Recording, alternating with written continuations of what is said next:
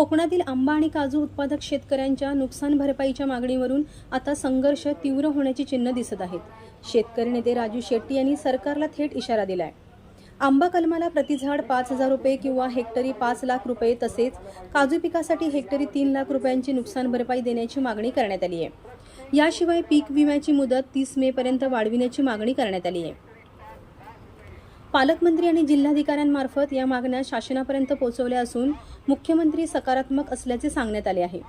मात्र सध्या विधिमंडळाचे अधिवेशन सुरू असल्यामुळे तातडीने धोरणात्मक निर्णय घेता येत नसल्याचेही स्पष्ट करण्यात आले. त्यामुळे शेतकरी संघटनांनी संयमाची भूमिका घेत 23 मार्चपर्यंत सरकारची वाट पाहण्याचा निर्णय घेतला.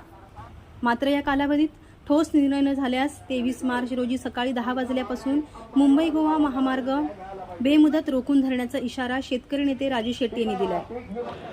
आज सिंधुदुर्ग जिल्हाधिकारी कार्यालयावर एक शेतकऱ्यांचा प्रचंड मोर्चा झाला. आमच्या मागण्या पालकमंत्री आणि जिल्हाधिकाऱ्यांमार्फत शासनाला कळवलेल्या आहेत.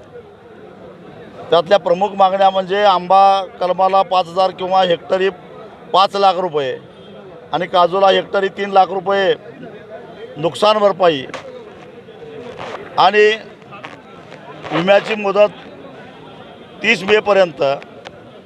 त्याचबरोबर थकीत नसलं तरीसुद्धा आंबा बागायतदार आणि काजू बागायतदारांचं चालू कर्जसुद्धा कर्जमाफीला पात्र धरावं यासारख्या महत्त्वाच्या मागण्यावर आम्ही निवेदन दिलेलं आहे. या संदर्भामध्ये मुख्यमंत्र्यांनी सकारात्मकता दाखवलेली आहे असं पालकमंत्र्यांनी इथं येऊन सांगितलं. त्यामुळं शासनाला निर्णय घेत असताना थोडा वेळ द्यावा आणि सध्या विधिमंडळाचं अधिवेशन चालू असल्यामुळं धोरणात्मक महत्त्वाचा निर्णय सभागृहावर घेता येत नाही. तो विधानसभा सदस्यांचा विशेष अधिकाराचा भंग होतो. म्हणून आम्ही संयमाची भूमिका घेऊन 23 तारखेपर्यंत म्हणजे 10 दिवस शासनाची वाट बघायचं ठरवलेलं आहे. त्या 10 दिवसामध्ये जर का सरकारनं काही ठोस निर्णय घेतला नाही, आम्हाला चर्चेला बोलवलंच पाहिजे असा आमचा आग्रह नाही. आम्ही सरकारच्या निर्णयाकडे वाट बघू आणि ज्या आमच्या मागण्या आहेत त्या सकारात्मक घेऊन त्याबद्दल निर्णय घेतला तर प्रश्न नाही.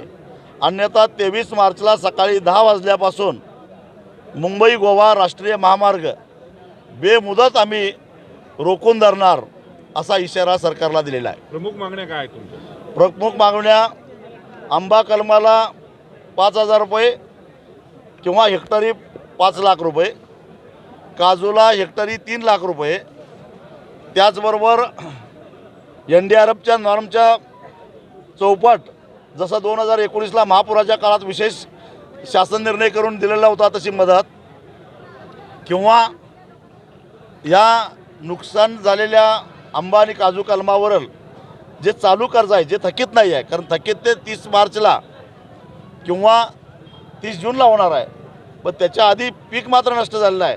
म्हणून ते चालू कर्ज जे थकीत नाही ती पूर्ण माफ, या आमच्या मागण्या आहेत. आणि या संदर्भामध्ये सरकार काय निर्णय घेणार आहे याच्याकडे आम्ही 10 दिवस लक्ष ठेवून राहू. अन्यथा आताची लढाई ही आरपारची असेल, निर्णायक असेल, रक्त सांडू, परंतु आता आम्ही मागे हटणार नाही. पालकमंत्र्यांनी तुम्हाला आश्वासन दिले, वाट बघण्याची विनंती केली आणि मुंबईत बैठकीचा आवाहन. हो, म्हणूनच आम्ही 10 दिवस थांबलो, कारण माझ्या माहितीप्रमाणे 23 तारखेला अधिवेशनही संपतं. त्यामुळं अजून 10 दिवस थांबायचं आम्ही संयमाची भूमिका घेतली. मुळातच कोकणातला शेतकरी हा संयमी शेतकरी आहे आणि त्याचाच एक भाग म्हणून आम्ही 10 दिवस थांबतोय 23 मार्चपर्यंत. कदाचित ऊस उत्पादक असता तर थांबला नसता, पण कोकणातला शेतकरी संयमी आहे. साहेब, कोकणामध्ये दरवर्षी अतिवृष्टी होते, त्यावेळेला मात्र तुम्ही कुठे कोकणामध्ये कुठे येताना दिसत नाही, पण मात्र आंबा काजूदारांच्या बागायतदारांसाठी येताना तुम्ही पाहायला मिळतं. काय सांगा? यापूर्वीसुद्धा अनेक वेळा मी आलेलो आहे, पण जरा कोकणातला शेतकरी उशिरा जागा झालेला आहे. भयान वादळ झालेलं होतं त्यावेळी मी आलेलो होतो, अनेक वेळा येऊन बैठका घेतलेल्या आहेत. पण आता उशिरा काय होणार, कोकणातला शेतकरी जागा झालेला आहे आणि पूर्ण ताकदीनं आम्ही कोकणातल्या शेतकऱ्याच्या पाठीमागे, एवढंच नव्हे तर भविष्यामध्ये मच्छीमारांच्याही मागे राहणार आहोत, कारण ते सुद्धा शेतकरीच आहेत. औषध आणि कीटकनाशक हे देखील निकृष्ट दर्जाचे असं एक सांगितलं. निकृष्ट दर्जाची कीटकनाशकं आणि औषधं शेतकऱ्यांच्या माथ्यावर मारलेले आहेत.